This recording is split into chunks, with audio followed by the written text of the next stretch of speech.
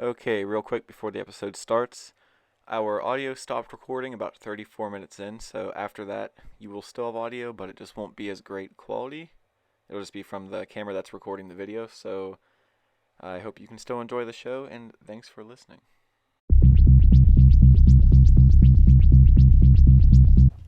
Welcome to episode Are you recording? 78 Oh, shit, okay. of Grandma's Room Podcast. Today, we are talking about Kurt Gerstein and the disappearance of Flannen Isle Lighthouse men. Correct? Is that right? I got some wings that a bat couldn't even fathom right now. So, Ben, I don't know what that means, your sign language. Take that call me shit out of here. So, what do you want to do today, huh? Can you please say a word?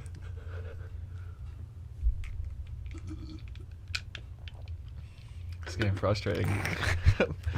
Please, Ben. I'm not deaf, and I can't speak sign language. Sign Sign language? Signanese.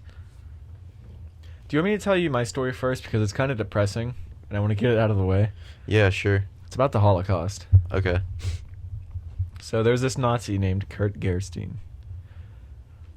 And I'm conflicted on whether to like this man or not, because he was helping fight against the final solution, but he was also a Nazi. But he also has reasons for being in a Nazi party. I think it's hard. It's hard. Harder than my wiener sometimes. Okay. So, Kurt Gerstein, he was one of 7 kids born into a Lutheran family in Münster, Germany. I think that's how you say it. And the religion it plays a big part in this story. So, God, with those goggles on, it's so hard to tell if you're just staring intently into my eyes or if you're looking around. I can see why they're clout goggles. What are you looking at right now? Telescope. Really? Ocular pat down. Could you see how afraid I was? I can now. Okay, I'm going to keep going. So, when Gerstein was a little kid, his father instilled a very deep sense of patriotism to Germany into him. And when he was little, he was also not a great student. He was constantly skipping class, not doing his work, pranking people, stuff like that, being like a pain in the ass to everybody. Mm. After primary school, he went to the universities of Marburg, Aachen, and Berlin, studying mining and engineering, and in 1931 he got his mining engineering degree. And while he was in school, following his father's sense of nationalism, he joined an ultra-nationalist fraternity, so it was like super pro-Germany, and it was called the Corps Teutonia Marburg. And 5 months after Hitler became German Chancellor in 1933, in May, Gerstein thought it was his duty to join the Nazi Party. So, this is where I'm conflicted, because it was because his dad instilled this nationalism into him, but at the same time, there was, like, their anti-Semitism and stuff. It wasn't hidden. Yeah. It was right out in the open. So, I mean,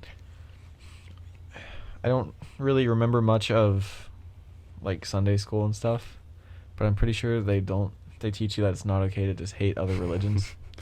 Yeah, you remembered pretty right.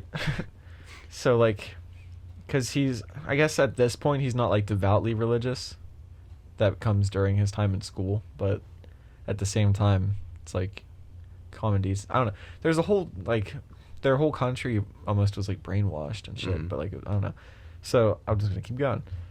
While he was in college, he began to read the Bible, like, often, and at Marburg, he started to become active in Christian student groups, and in 1934, he supported the Confessing Church. It was also called the Bekennende Kirche. Like, that's probably just German for confessing church. I don't know. I didn't do the translation or anything. This group opposed the movement to combine German Protestant churches into one pro-Nazi group, so it was kind of anti-Nazi after he joined the Nazi Party.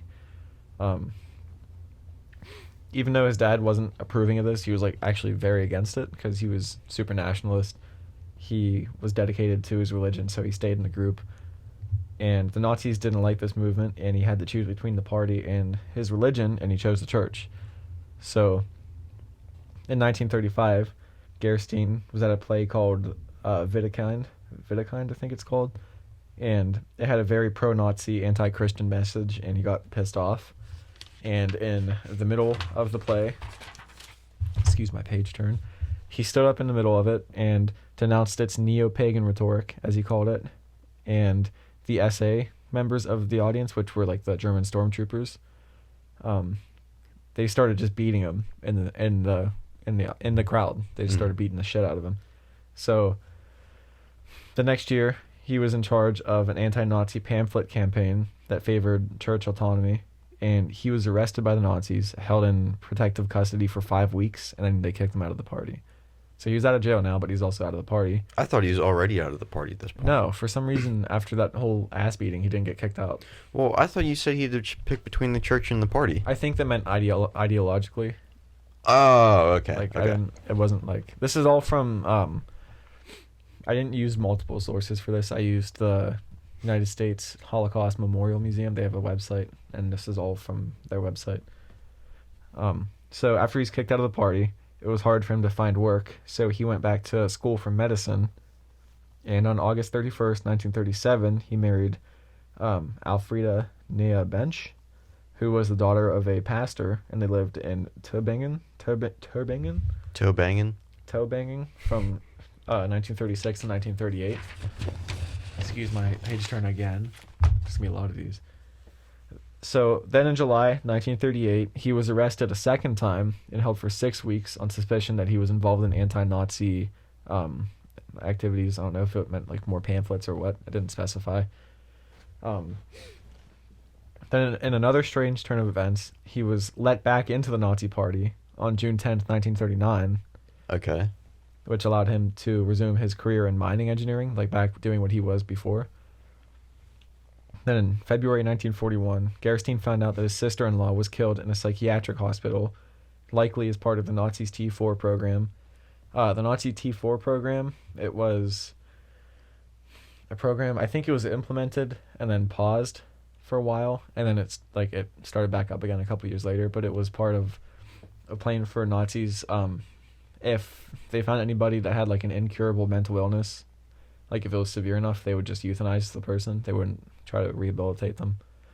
So it's a very Nazi thing to do. Yeah. It didn't surprise me when I heard about it, but he wanted to figure out the reason why she died. Like he had his suspicions that it was because of this program, but he wanted to like see for sure, and he wanted to see what else was going on like behind the curtains of the Nazis, like what other like heinous crimes they were committing, because you knew, obviously you would know that they were committing crimes like against the Jewish people, but he thought that the best way of finding this out was to join the SS, because they were the elites and they'd probably be more privy to like secrets. They'd probably have more clearance, I guess you'd say, like these days. So after a couple months of training in the medical corps, on June 1st, 1941, he was assigned to the Hygiene the Hygiene Institute as part of the Waffen SS. And I think, I can't remember if this is right, the SS wasn't technically the military, was it? Wasn't it like, no, they were like Hitler's it was like Secret personal Service bodyguard? Yeah, it was like the Secret Service. Yeah, but there was a ton of them. I mean, it's not exactly the Secret Service, but it's like the closest thing to it. They were above military training wise. Like, yeah, they were very elite. They were like feared by a ton of people, even like other soldiers and stuff. So due to his extensive knowledge in engineering and sanitation, he was far above his peers at this assignment and at the Hygiene Institute. He developed an advanced vermin control measures, and he was capable... Well, he found this process for making clean drinking water for troops, like in the field. So I guess this like really like took him up the totem pole. On April 20th, 1943, he was promoted to SS First Lieutenant. So he was later responsible for transporting Zyklon B to concentration camps, including Auschwitz. And he was also invited to inspect the Action Reinhardt killing centers at Belzec and Treblinka, where they used exhaust from diesel engines to mass murder the prisoners before the Zyklon B, that was the gas crystals they used to like for the gas chambers, and I guess that the diesel engines, they would like funnel the fumes into a building before they had the Zyklon B, and that was just another way for them to exterminate people. So the first time he witnessed this, like the diesel engines, was 1942 at Belzec, and there's a quote from his, it was later called the Gerstein Report. It's just what he wrote, what he saw. So he said, mothers with little children at the breast, little naked children, adults, men, women, all naked. They hesitate, but they enter the death chambers, pushed forward by those behind them or driven by the leather whips of the SS. The majority without saying a word. Many people pray. I pray with them. I press myself in a corner and shout loudly to my and their God. How gladly I would have entered the chamber together with them. How gladly I would have died the same death as them. Then they would have found a uniformed SS man in their chambers. The case would have been understood and treated as an accident. One man quietly missing. Still, I am not allowed to do this. First, I must tell what I am experiencing here. So when he saw that, he wanted to just walk in and kill himself, because he couldn't, I guess he just couldn't handle what he was seeing, because he didn't realize that's what was like going on until then. But like, as tempted as he was to do that, he also wanted to like get the word out of what was happening first.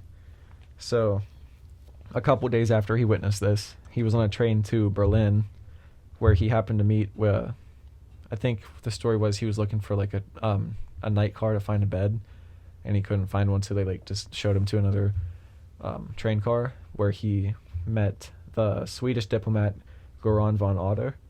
And so he told Otter what he had seen so that he could like spread the news to his government and then like hopefully out to the world. And he also tried to tell Swedish diplomat Paul Hochstrasser, the Dutch government in exile, and Vatican officials. It's hard to read my own writing. But he also tried to tell members of the Confession Church, that was his like big church, and members of political resistance in Germany, like people that he knew weren't pro-Nazi but were still in government. And I don't know why, but no Allied governments were told what he was telling them. I don't know if it's because they didn't believe him, because he was a Nazi. I mean, I don't know. But near the end of the war, Gerstein surrendered to the French in southwest Germany. Like, I guess he just ran, and like, I think the first Frenchman he saw, he like told him who he was and everything, and like reported what he saw. And he'd hoped to provide the Allies with info that could help punish those responsible for the final solution, and also tell them that it was happening, because obviously no one before was told what he was saying. I think that first Swedish diplomat that he told was trying to tell people, but nobody really listened. Okay. So he turned himself in, told people like who was doing it, what he was seeing, but instead of treating him like a witness, they started treating him like a suspect, because he was in an SS uniform. And at the time, a lot of the SS, they were turning themselves in, trying to get like immunity for giving up information, so they didn't know if he was just like saying stuff to like So in May 1945, this was I think the war ended in April. April 30th. Yeah. So when Hitler killed himself, and they surrendered like 2 weeks-ish afterwards. So like pretty much at the end of the war, May 1945, he was moved to the jail in Constance, Germany, and I think that's on Lake Constance, I think it was called. So it's just like, it's a big lake that's a jail bite, I guess. And then they moved him to Carchi Midi prison in Paris. I'm sure I said that wrong. But while he was in jail, he wrote what would be known as the Gerstein Report. That's where I got that quote from. And that detailed what he saw during the implementation of the final solution. On July 25th, 1945, he was found hanging in his jail cell, likely because he was seen as part of the war criminals camp, and he didn't want to be part of that, because he said like he was trying to stop the thing the whole time. And I think I forgot to say this before, he was in charge of delivery of Zyklon B to concentration camps, and he said that first time, whenever he like the quote that he saw that said about people getting in and wanting to get in with them, he apparently told the people, because that was his first shipment of Zyklon B. That's why that was the first time he was seeing that, and he told the people that were about to like unload it that it was damaged from the trip and that it was dangerous to handle, so he took it away, and then he buried it in the woods. So that first shipment they didn't get, and I think that I can't imagine that every shipment after that he didn't take because they would get suspicious. Yeah. But I'm pretty sure that he was trying to deliver like the least amount that he could. Mm-hmm. But I don't know what difference it made because they were still killing people anyway. Like, in his defense, he was doing what he could. Yeah. People didn't listen to him before, so I guess he was just taking whatever action he could take. It's hard to defend a Nazi. I don't know. I like this guy. At the same time, he seems like his religion and like morals were more important to him, obviously.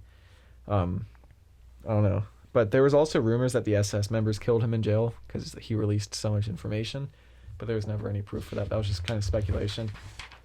So on August 17th, 1950, a denazification tribunal in the Tübingen found Gerstein to have been a Nazi offender for his assistance in the production and delivery of Zyklon B. His widow was denied a pension. In January 1965, almost 15 years later, with the help of Baron von Otter, that's that Swedish diplomat, and other well-placed supporters, Gerstein's wife obtained a posthumous pardon for him from the Federal Republic of Germany. So yeah, that's the story of Kurt Gerstein. I like that guy. Yeah, I mean, I like that he wasn't about the final solution. But at the same, like, he still voluntarily joined the Nazis. Yeah. Like, he joined the SS to find out what was going on. And if he never did that, he couldn't have tried to get the word out, I guess. But I don't know. I guess there was always rumors that this stuff was going on, but it wasn't like the Nazis were trying to hide it. I don't know. So, yeah. That was a pretty kind of dark story to start the episode 78 off. Yeah. I didn't know if you know this. Do you know Bayer? Yeah.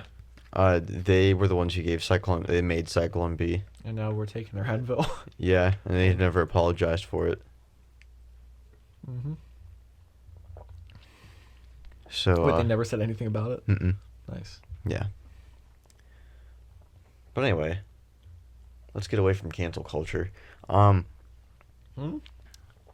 said let's get away from cancel culture. We're gonna cancel Bayer. Cancel Bayer. Yeah. Okay. So, do you want to hear about the men of the Flannen Isle Lighthouse? Sure. Okay. One more thing.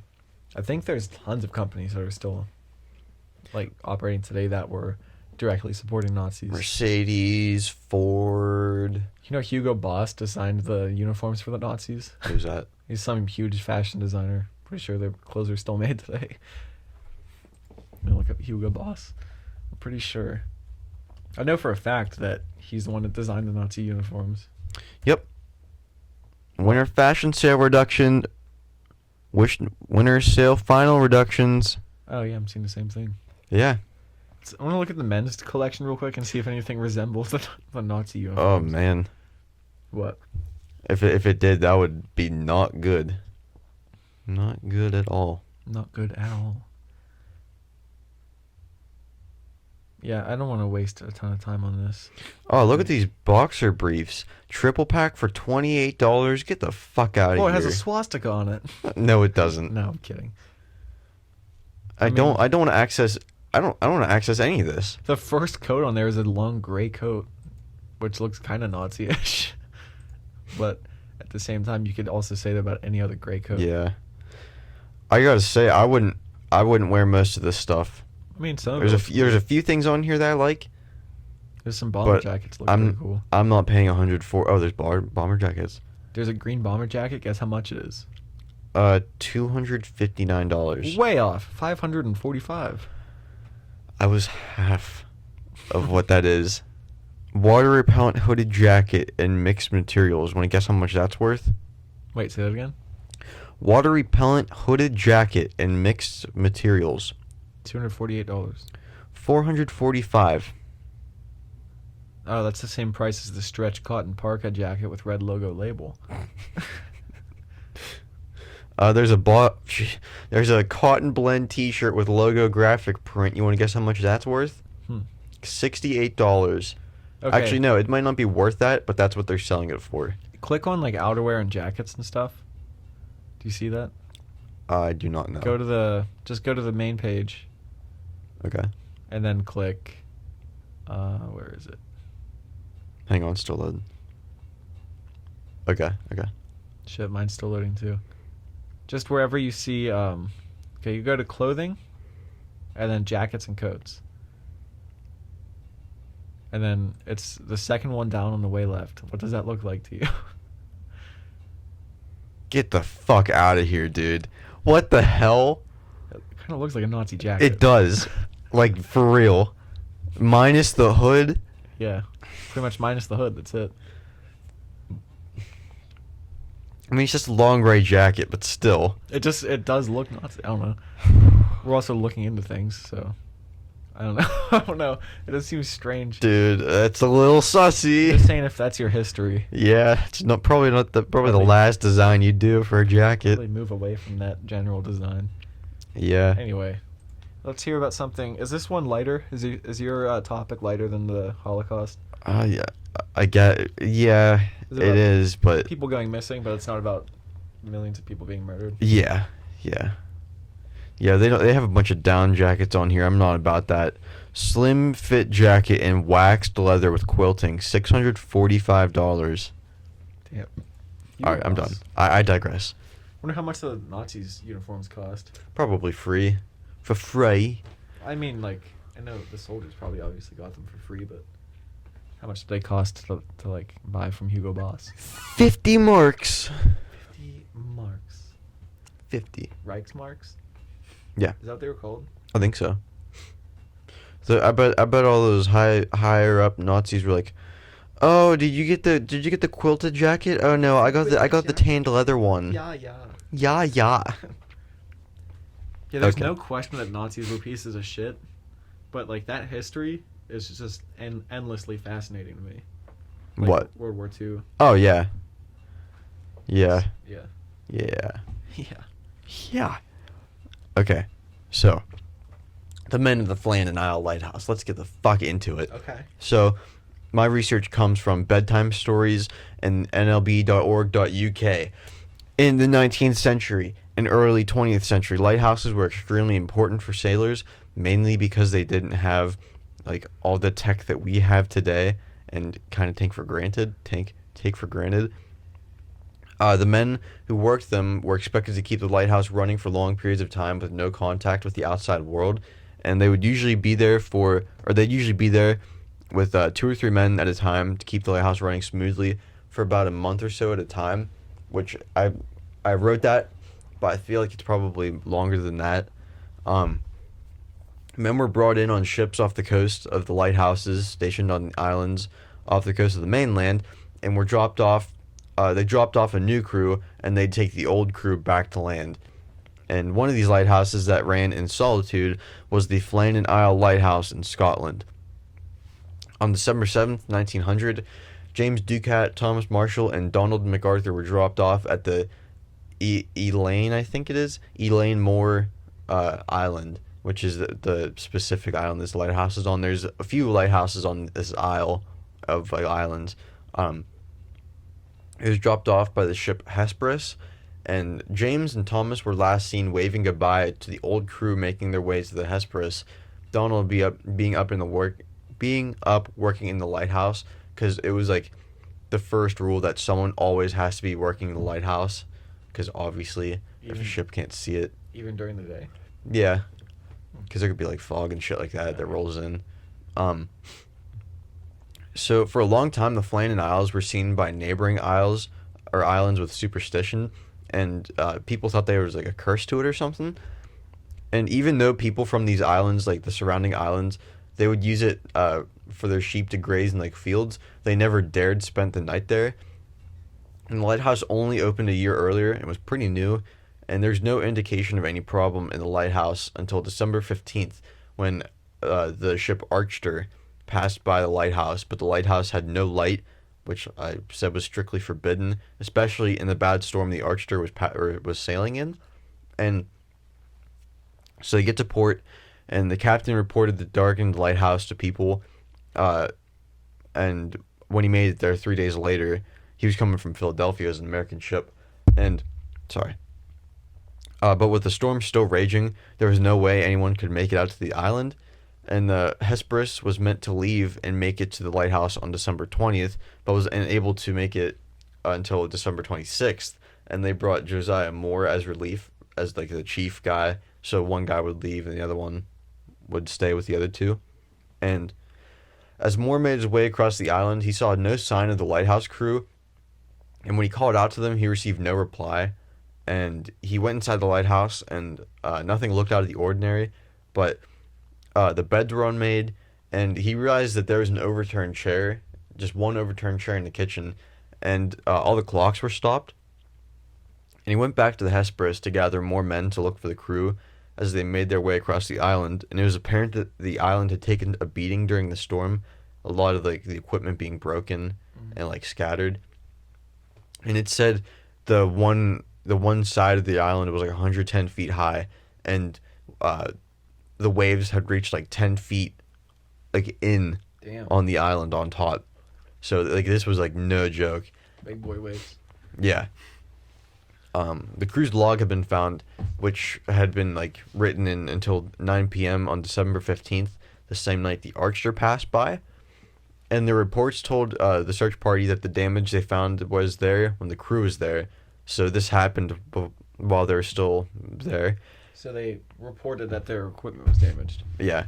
And they were there the night of that ship passing by. Yeah. But I guess. Well, they must have gone missing that day. Yeah.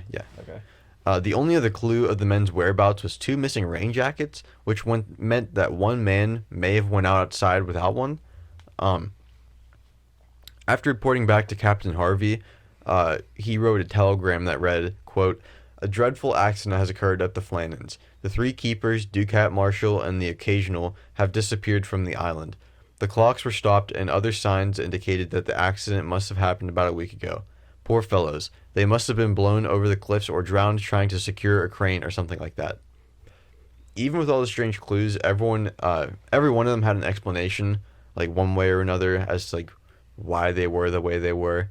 The clocks, that I thought that was pretty. That was kind of a weird detail. All the clocks were stopped.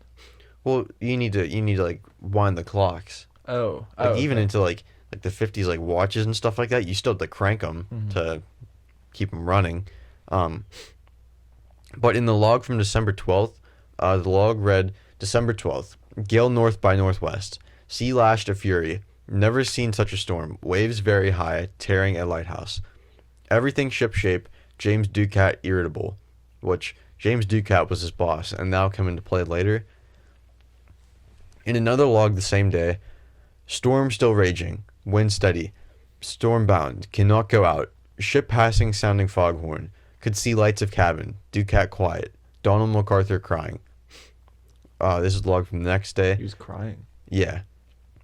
That's another important detail. December 13th, continued through the night.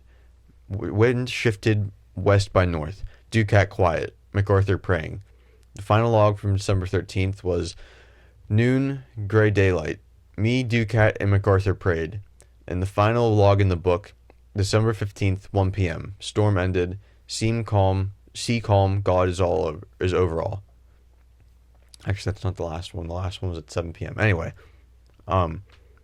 So, here's the thing, though. The reports are regarded as fake because the logs were for official business. Like, maybe, I don't know what exactly would you do, but maybe ship past 8:15, something like that. So, this was not Marshall's personal diary. So, like, obviously, that raises some suspicion. And like, why is he writing all this in the business log? Yeah, and I liked I liked the way the bedtime stories video posted this, or like they pointed this out. if you're talking about your boss being irritable, that's like going to your company website and saying, Ned's in a bad mood today. You know what I mean? Yeah. Like, who would do that?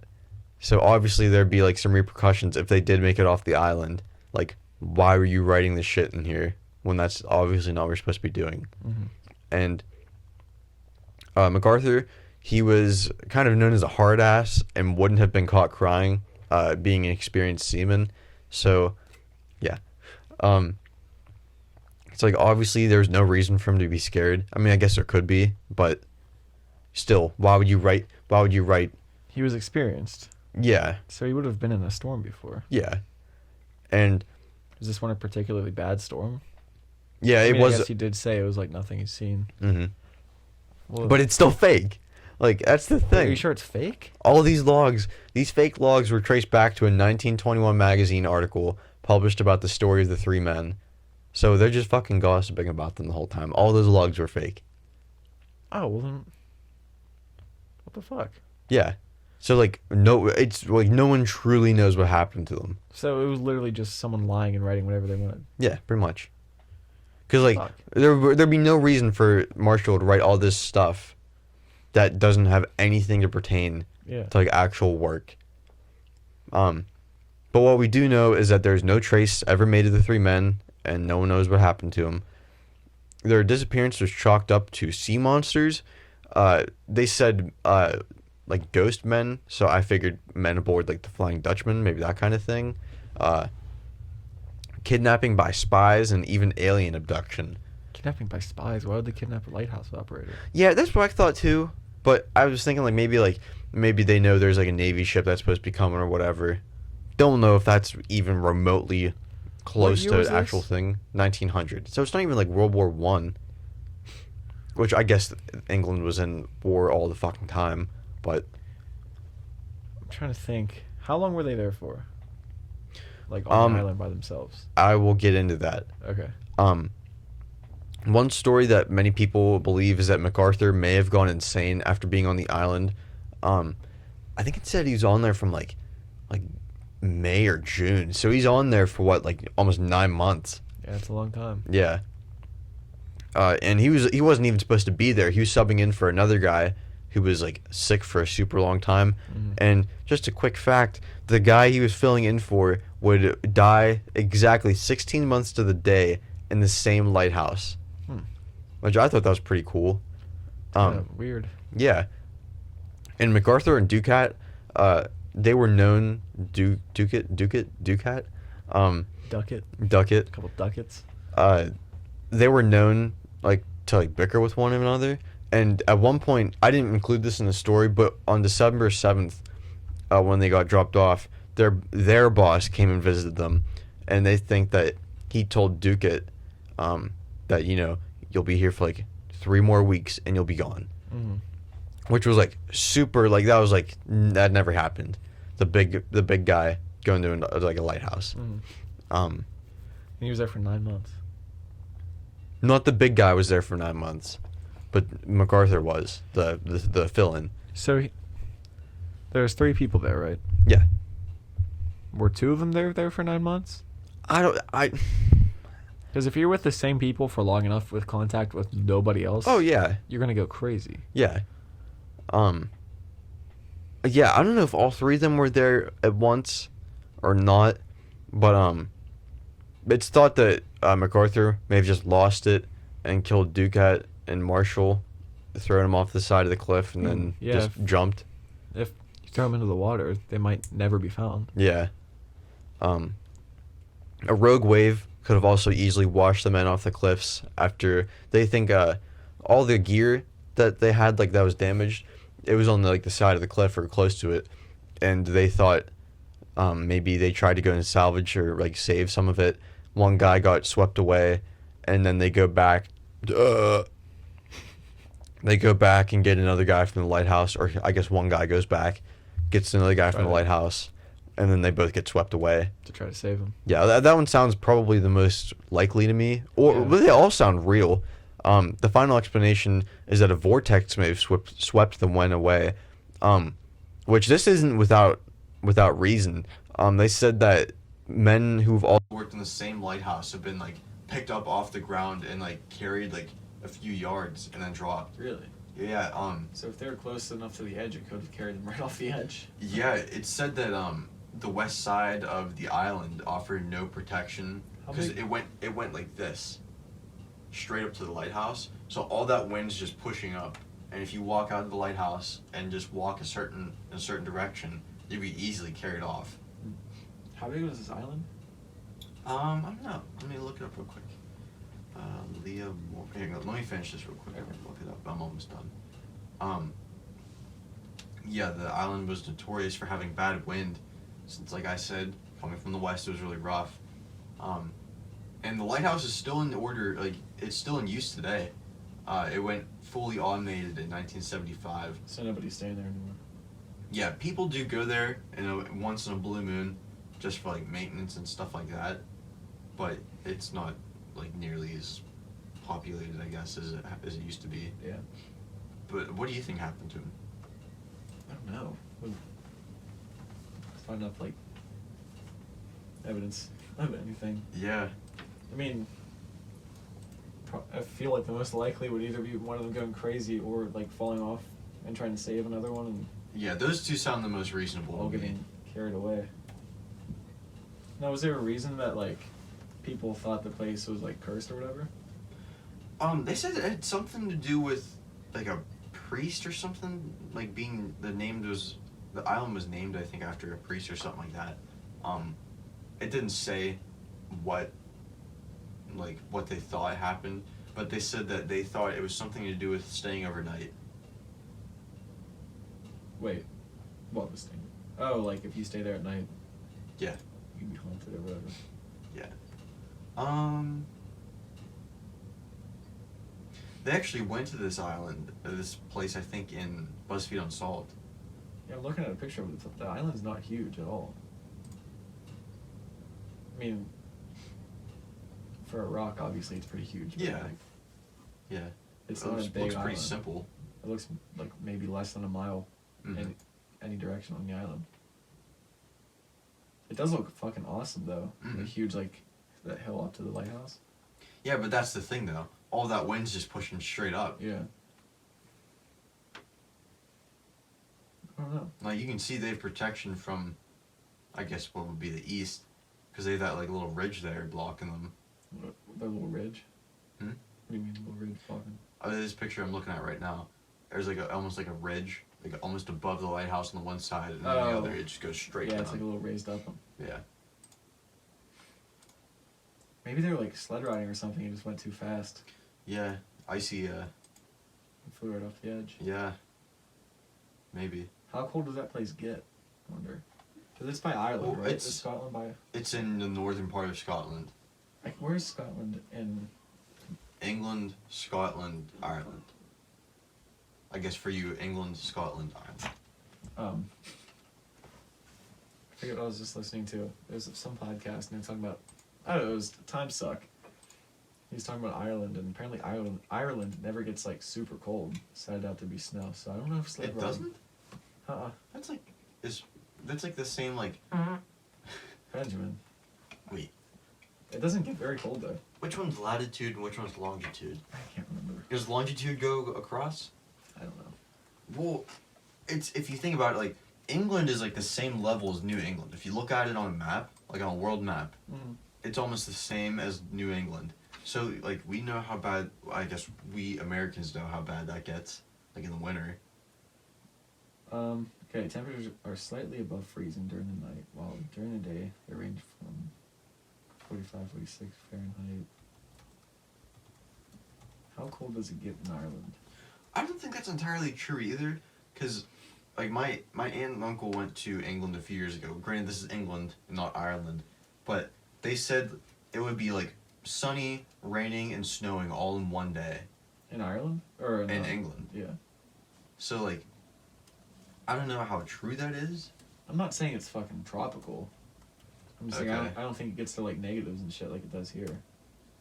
But they still get snow. I imagine. Winter in Ireland.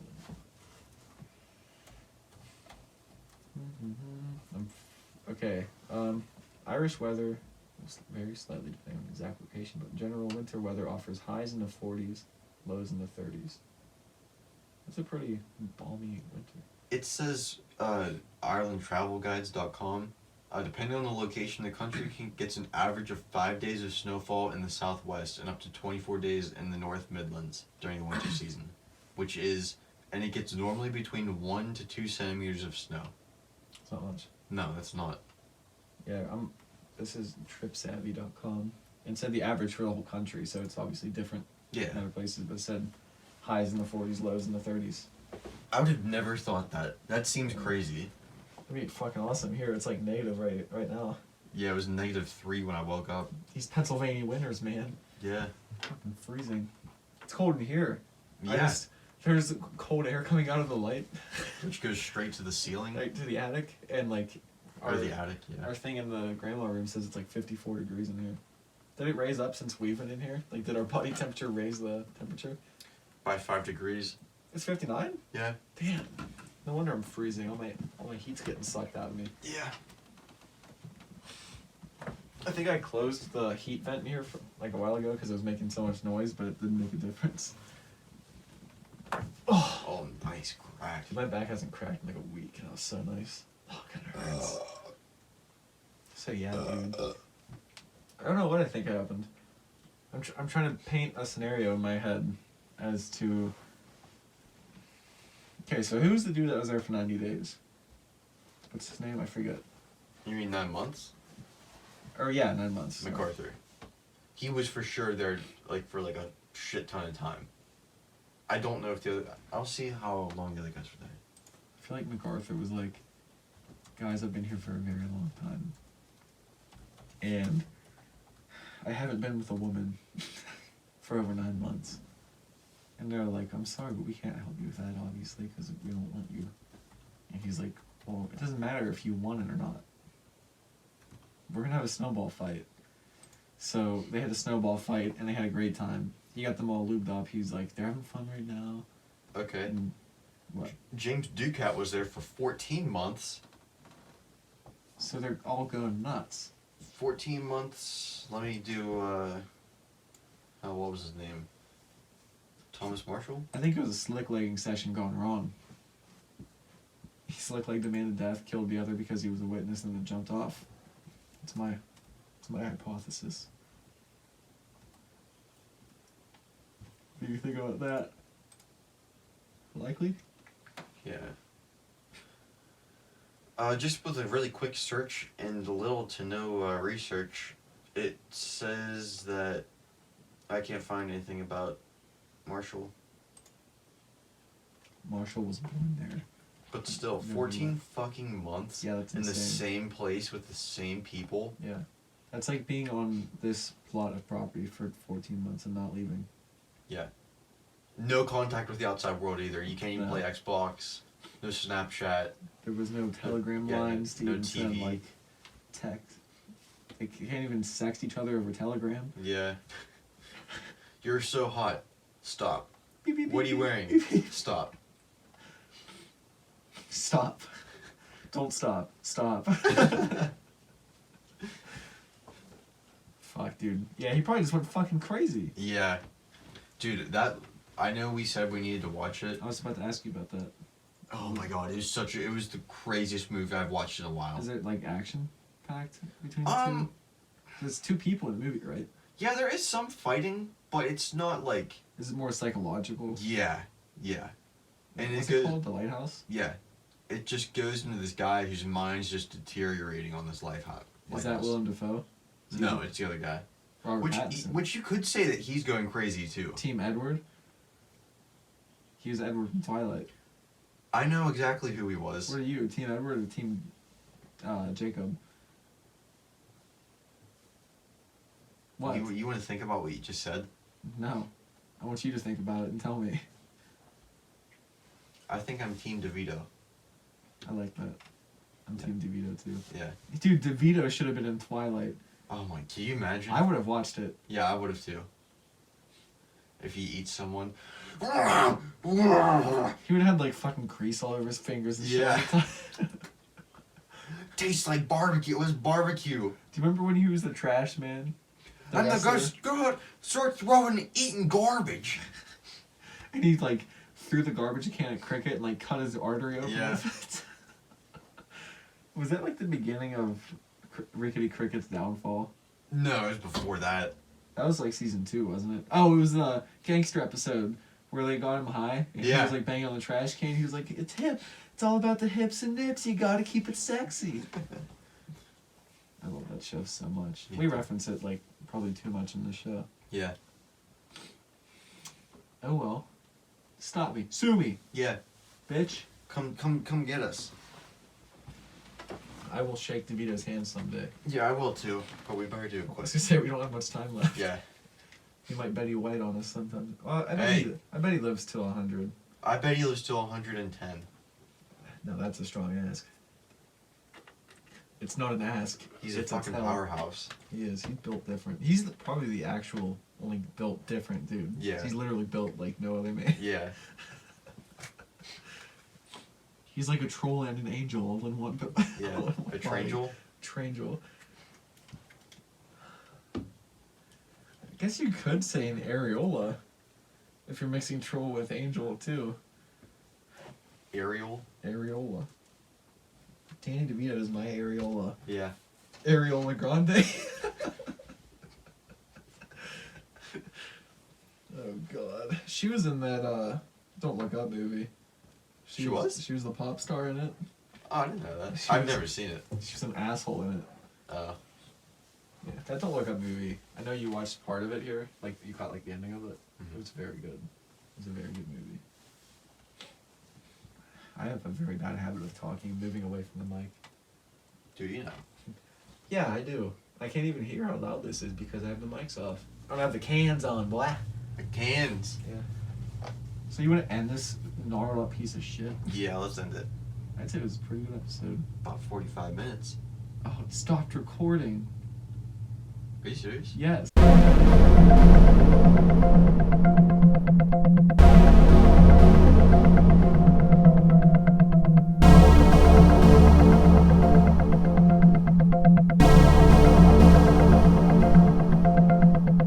Grandma's room.